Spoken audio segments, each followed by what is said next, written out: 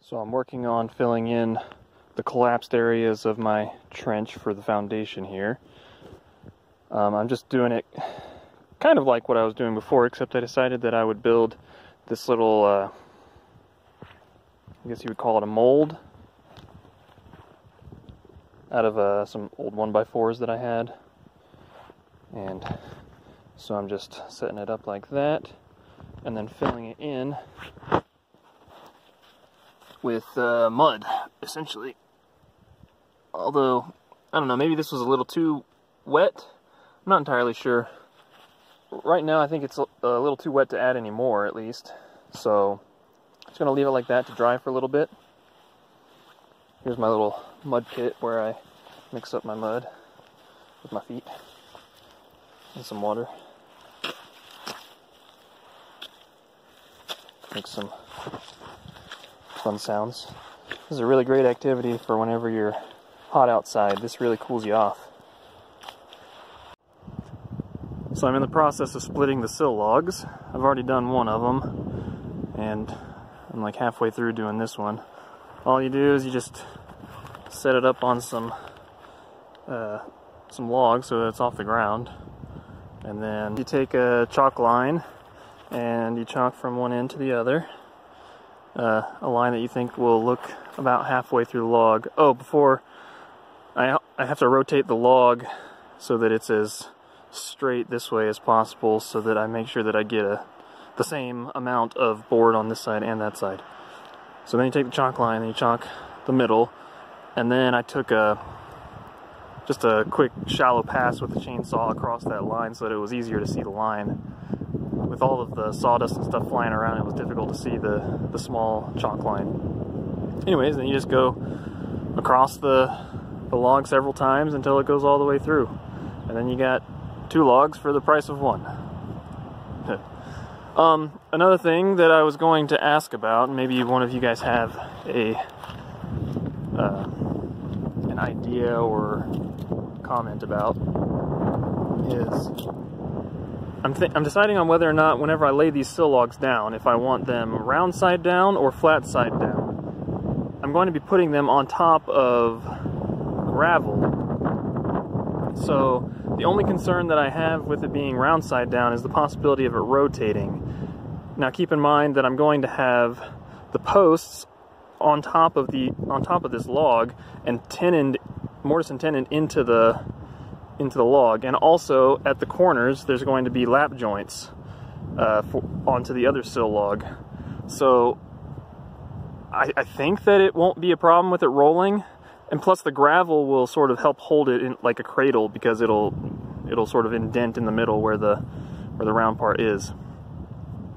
The reason I wanted to put it round side down was that I'd have a flat spot on the top for me to just rest the posts on, and I wouldn't have to go and flatten out spots on the other side. Since I've already got it flat now, might as well use what I've got.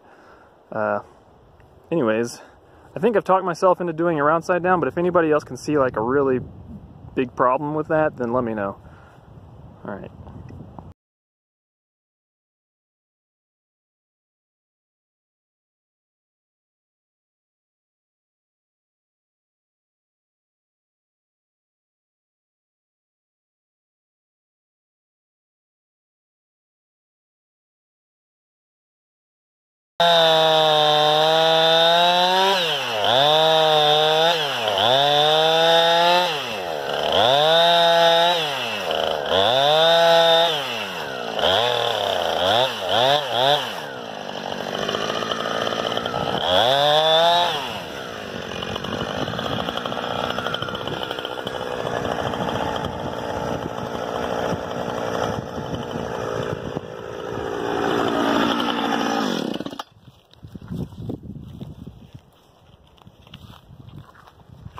Ta-da! And the boards look a little curvy, but that's okay, that's not too bad. My wall will just be a little curvy. That's fine by me. I guess while I'm at it, I'll go ahead and explain the difference between a ripping chain versus a crosscut chain. So right now I have, ooh, that's hot. Toasty from me just doing the ripping of the log. Anyways, ripping chain is meant for going with the grain of the wood. So let's say that your log is right here, then ripping chain is meant to go like this. Crosscut chain is meant to go like this, like for bucking firewood or something, or cutting down the tree in the first place. So the ripping chain, you can see, here's what the tooth profile looks like from the top, kind of from the side. And I've got the crosscut chain here taken off. Oop. These always get all tangled up. There we go. So from the top, again, and from the side. So you can tell that the angle of it mostly has to do with the angle of the cut, of the tooth profile. So this is more like almost like a 45-degree angle, and then this is closer to more like, I don't know, like 10 degrees or something.